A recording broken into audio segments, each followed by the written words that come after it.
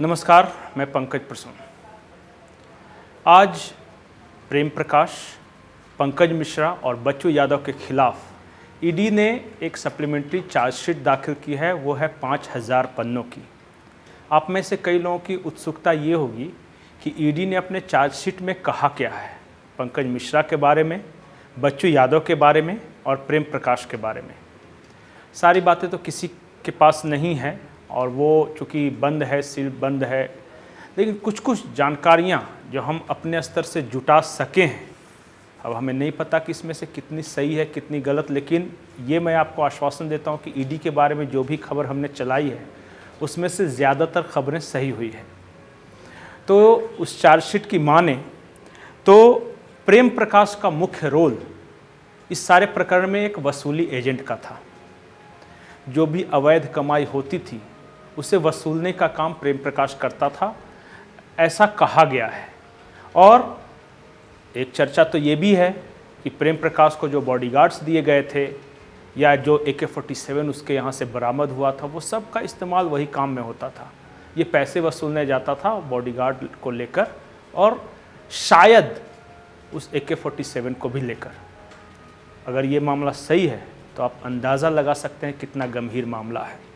वहीं बच्चू यादव के बारे में कहा गया है कि बच्चू यादव और पंकज मिश्रा ये जो अवैध खनन से काली कमाई होती थी उसे वो ज़मीन और अन्य तरह से प्रॉपर्टीज़ में इन्वेस्ट किया करते थे।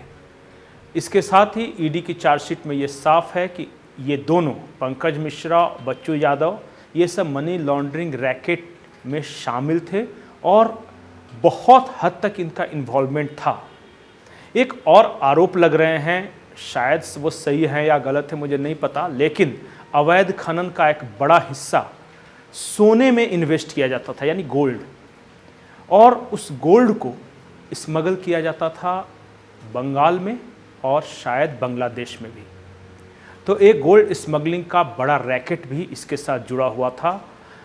अब अगर इस बात में सच्चाई है तो ये यहाँ से अवैध खनन का पैसा लेकर गोल्ड में कन्वर्ट करके अगर बाहर भेजते थे, स्मगलिंग करते थे, तो निश्चित रूप से ये बेहद गंभीर मामला है और ये राष्ट्रीय सुरक्षा से जुड़ा मामला भी हो सकता है।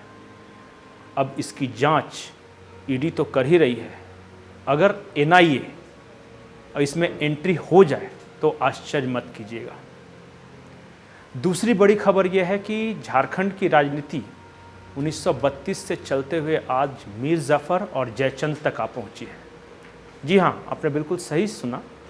आज झारखंड मुक्ति मोर्चा की एक प्रेस कॉन्फ्रेंस हुई जिसमें भारतीय जनता पार्टी को मीर जाफर और आजसू को जयचंद करार दिया गया है और इसकी पृष्ठभूमि कल ही तैयार हो गई थी।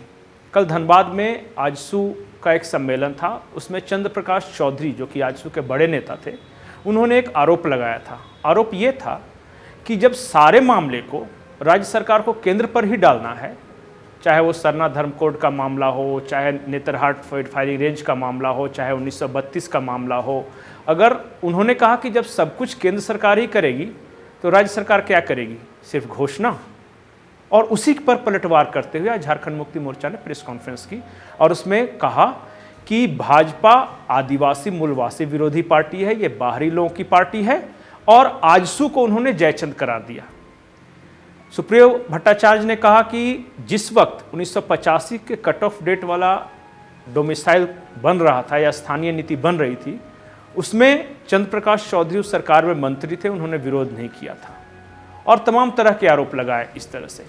तो कुल मिलाकर एक प्रोजेक्शन जिसे लेकर चल रही थी झारखंड मुक्ति मोर्चा कि मुझे 1932 का कैबिनेट से पास कराने के बाद क्या पोजीशन अख्तियार करना है और उसके बाद क्या कुछ होगा।